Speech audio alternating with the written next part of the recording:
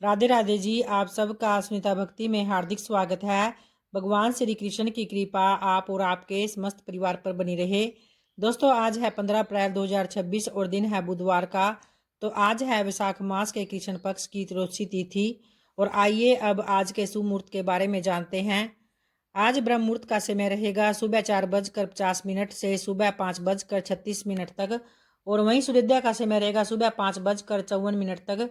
सूर्यास्त शाम 6:46 पर होगा। और अभिजीत मुहूर्त का समय रहेगा 11:51 से 12:39 तक। राहु काल का समय रहेगा आज दोपहर 3:31 से 5:06 तक। तो राहु काल में आप कोई भी शुभ कार्य प्रारंभ न करें। अगर आपने पहले से कोई कार्य प्रारंभ किया हुआ है तो आप कर सकते हैं, अन्यथा ना करें। और आइए अब श्री हरि का ध्यान करते हुए आज के विशाख मास की पावन कथा को प्रारंभ करते हैं। तथा उससे पहले आप सुनने वाले हैं बांदरी की एक कहानी। और पिछली सभी कथाओं को सुनने के लिए आप सभी का दिल से धन्यवाद। एक राजा था जो रोज सुबह उठकर गंगा जी नहाने जाया करता था। राजा ने सबको ये बोल रखा था कि मेरे से पहले कोई भी गंगा जी में स्नान न करे। तो एक बांदरी थी जो राजा से पहले नहा लेती थी। जब राजा नहाने जाता तो उसको पानी हिलता हुआ दिखता। जब राजा को इस बात पर शंका हुई कि कोई मेरे से पहले नहाता है तो राजा ने वहां पर पैरा बिठा दिया। तो गंगा किनारे पर एक पहाड़ी थी जहां पर वो बांदरी बैठा करती थी। राजा के नहाने से पहले ही वो नहाकर पहाड़ी पर बैठ जाया करती थी। ऐसे ही नहाते नहाते पूरा वैशाख का महीना बीत गया। और एक दिन जब उस बांदरी को नहाते हुए सिपाहियों ने देख लिया और उसे पकड़कर राजा के पास ले गए। राजा को यह प्रण था कि अगर कोई औरत मेरे से पहले नहाएगी तो उससे मैं विवाह कर लूंगा। राजा ने बांदरी से विवाह कर लिया और वैशाख नहाने के पुण्य से बांदरी के गर्भ लग गया। तो पूरा 9 महीना होने को जब आया तो बांदरी ने राजा से पूछा कि जब मेरे बच्चा होने का समय आएगा तो मैं क्या करूंगी। तब राजा ने महल में टाली बंधवा दी और बोला कि जब तुम्हारे दर्द उठे तो इस टाली को तुम बजा देना, फिर मैं आकर बंदोबस्त कर दूंगा। तब राजा के और भी रानियां थी जिनके बच्चा नहीं था। बांदरी के बच्चा होने वाला था और ये बात उसको जला रही थी। टाली बंधी हुई देखकर उन्होंने पूछा कि ये टाली क्यों बांध रखी है। तब बांदरी ने बोला कि जब मेरा बच्चा होने वाला होगा तब राजा को बुलाने के लिए ये टाली बांधी है।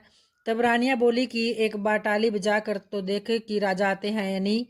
तो बांदरी ने वह टाली बजाई और राजा आ गए। जब राजा ने आकर पूछा कि टाली क्यों बजाई है तो बांदरी बोली कि इन रानियों ने मुझसे कहा था कि एक बार टाली बजा कर देखो कि राजा आते हैं या नहीं।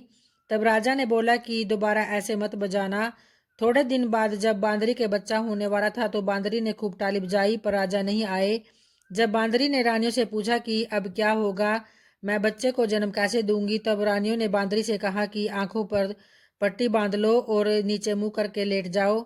तो बांदरी के वैशाख नहाने से बहुत सुंदर लड़का हुआ। जब रानियों ने यह देखा कि बहुत सुंदर लड़का हुआ है तो रानियों ने दासी से कहा कि इस बच्चे को तुम नदी में डुबो कर आ जाओ और बांदरी के पास पत्थर को रख दो और राजा को बोल दो कि बांदरी के पत्थर हुआ है।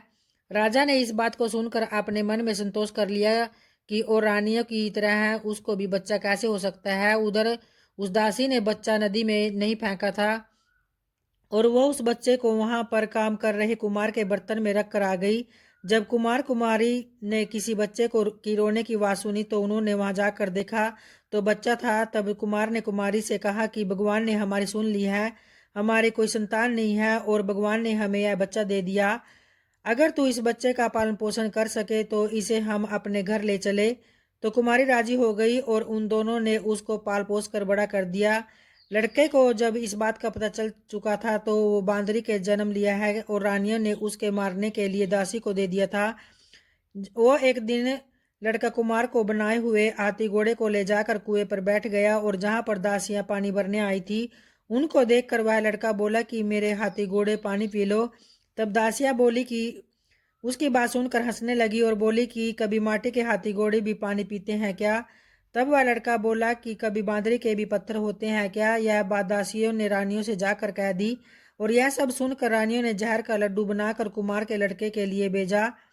भगवान की कृपा से जहर के लड्डू गूंद के लड्डू बन गए और दूसरे दिन रानियों ने देखा कि वह लड़का मरा नहीं। तब रानियों ने राजा से जिद करके कुमार को उस बस्ती से निकलवा दिया और कुमार जंगल में रहने लगा। गणगौर का महीना जब आ गया, कुमार का लड़का 101 करवा 101 गोली लेकर घड़ों में पानी भरकर बगीचे में जाकर बैठ गया और जहां पर राजा के साहूकारों की लड़कियां गनगौर पूजने के लिए मिट्टी ले जाने के लिए आई थी, वहां पर पहले तो उन्होंने खूब खेला कूदा।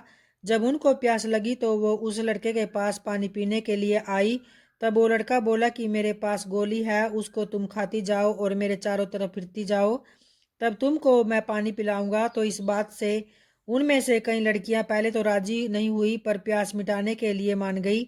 फिर वो लड़का अपने सामने आग जलाकर बैठ गया और उनको गोली खिलाता गया, अपने चारों तरफ चक्कर लगवाता गया। तो ऐसा करने से सब लड़कियों के गर्भ लग गया और जब ये बात उन लड़कियों के माता पिता को पता चली तो उन्होंने उन लड़कियों से पूछा कि ऐसा कैसे हुआ।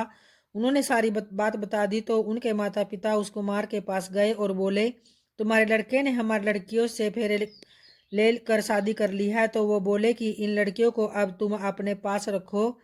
तो कुमार बोला कि इतनी सारी लड़कियों का मैं कैसे पालन पोषण करूंगा। तब उनके माता पिता ने उन लड़कियों को बहुत धन दौलत देकर विदा किया और थोड़े दिन बाद कुमार के घर 101 पोता पोती हो गए। कुमार बोला कि हम पूरी नगरी को जिमवाएंगे। तब वो सब लोग कुमार के जीवने के लिए आए, राजा रानियां सब आए, केवल बांदरी को छोड़कर सब आ गए थे। जब लड़के ने यह देखा कि बांदरी नहीं आई है तो उसने राजा के पास जाकर बांदरी को लाने के लिए न्योता भिजवाया और बांदरी आई। उसको सोने की चौकी पर बिठाकर सब में बिठा दिया और लड़की ने अपनी बहुओं को बता दिया कि यह मेरी जन्म की माता है। तो सारी बहुओं ने उसको सोने के सिक्के देती गई और उसके पैर छूती गई। तब बांदरी के पोते को गोदी में देती गई और बांदरी से आशीर्वाद दिलाती गई। तो राजा को यह बात समझ में नहीं आई रही थी कि यह लड़का बांदरी की इतनी खातिरदारी क्यों कर रहा है।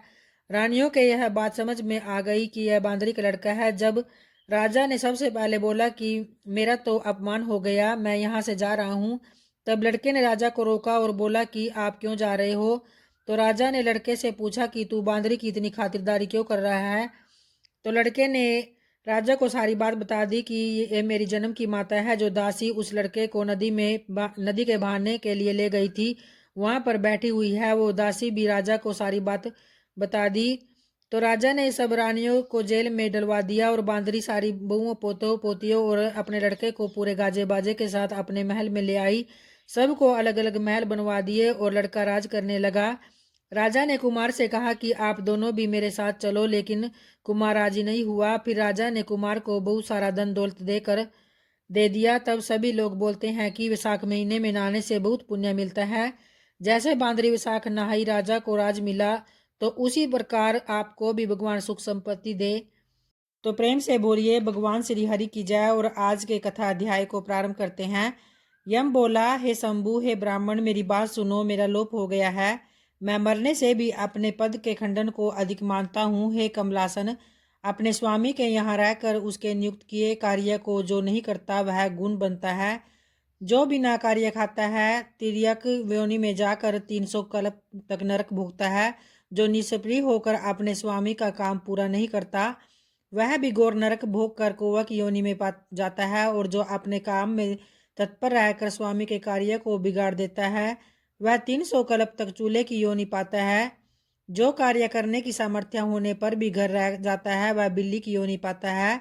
सो हे देव, मैं आपकी आज्ञा अनुसार प्रजा के धर्मों का साधन करता हूँ और उनके कार्यानुसार पुण्य और पाप कर्म को धर्मशास्त्र के जानने वाले मुनियों द्वारा भली भांति विचार कर कल्प के आदि वर्तमान में जो यातना होती है वो मैं देता हूँ। हे प्रभु, अब मैं आपके नियोग को करने में समर्थ नहीं हूँ, क्योंकि कीर्तिमान राजा ने पृथ्वी से आपका नियोग उखाड़ दिया था। इस राजा के ब्याज से समुद्र पर्यंत सब पृथ्वी के मनुष्य विशाख के कर्तव्य धर्मों का पालन करते हैं और प्रजा ने सब पितृश्वरों की पूजा, अग्नि होम, यज्ञ, तीर्थ, यज्ञादि सब शुभ कर्म, संख्या योग, प्राणायाम करना, होम और स्वाध्याय का नाम लेना तक छोड़ दिया है। और अनेक प्रकार के पाप करने पर भी उनके वंश के, माता के वंश व ससुर तक के वंश 26 पीढ़ियों तक के पितृश्वर सब पापों से मुक्त होकर दिव्य देह दान कर मेरा मार्ग छोड़ विष्णुलोक में हरि भगवान के पास चले जाते हैं। अतः अब इस काम पर मुझको रखने की आवश्यकता नहीं। यह आपका दिया हुआ दंड और पट आपके चरणों में रखा है। अतः हे ब्राह्मण, जो अनेक तीर्थों, स्नान से, दान, तप, व्रत करने से, अनेक प्रकार के धर्माचरण करने से, प्रयास में पतन होने से, रण में मरने से, यज्ञ आदि करने से देवगति नहीं मिलती, जो मेष की संक्रांति में प्रातःकाल स्नान कर भगवान का पूजन कर कथा श्रवण करे और वैशाख माहात्म्य सुने और यथोचित वैष्णवीय धर्मों का संपादन करे तो वह विष्णु लोक का अधिपति हो जाता है। राजा की आज्ञा से वैशाख के कर्मों को कर सभी मनुष्य वैकुंठ को चले जाते हैं। अतः हे राजन, यह राजा मेरा तथा आपका परम शत्रु है। हे जगतपते, इस राजा का निग्रह करना उचित है। यदि हम उसकी अपेक्षा कर देंगे तो केवल विष्णु भगवान के चरणों का आश्रय लेकर वह राजा इस संपूर्ण लोक को वैकुंठ में ले जाएगा और इसमें संदेह नहीं है। तो इस कीर्तिमान राजा ने मेरी लिपि दूर कर दी है, ऐसा किसी क्षत्रिय ने आज तक नहीं किया। अतः हे प्रभु, पटमार्जन की बात तो पुराणों में भी नहीं सुनी, तो उस राजा के सिवाय भगवान में तत्पर ऐसा कोई राजा नहीं हुआ जिसने पटमार्जन की घोषणा कर दी हो और यमलोक में आने का मार्ग रोक दिया हो। तो इस तरह से आज की कथा अध्याय यहीं संपन्न होता है और कल की वीडियो में कल के अध्याय को प्रारंभ करेंगे। और आइए अब माता तुलसी का ध्यान करते हुए उनकी आरती को प्रारंभ करते हैं। जय जय तुलसी माता मैया, जय जय तुलसी माता, सब जग की सुखदाता, सबकी वर माता। मैया जय जय तुलसी माता, मैया जय जय तुलसी माता, सब योगों से ऊपर, सब रोगों से ऊपर, रज से रक्षा करके सबकी भव तराता। मैया जय जय तुलसी माता, मैया जय जय तुलसी माता, बटु पुत्री है श्यामा की, सुरबल्ली है ग्राम्य, विष्णु प्रिया जो नर तुमको सेवे सो नर तर जाता।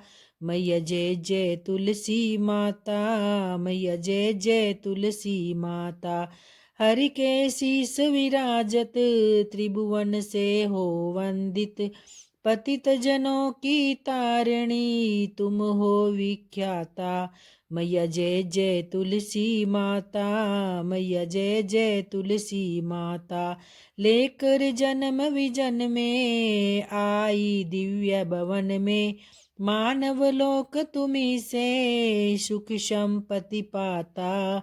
मैया जय जय तुलसी माता, मैया जय जय तुलसी माता, हरि को तुम अति प्यारी, श्याम वरण सुकुमारी, प्रेम अजब है उनका, तुमसे कैसा नाता, हमारी विपद हरो तुम, कृपा करो माता। मैया जय जय तुलसी माता, मैया जय जय तुलसी माता, सब जग की सुखदाता, सबकी वर माता। मैया जय जय तुलसी माता, मैया जय जय तुलसी माता। जय माता तुलसी की।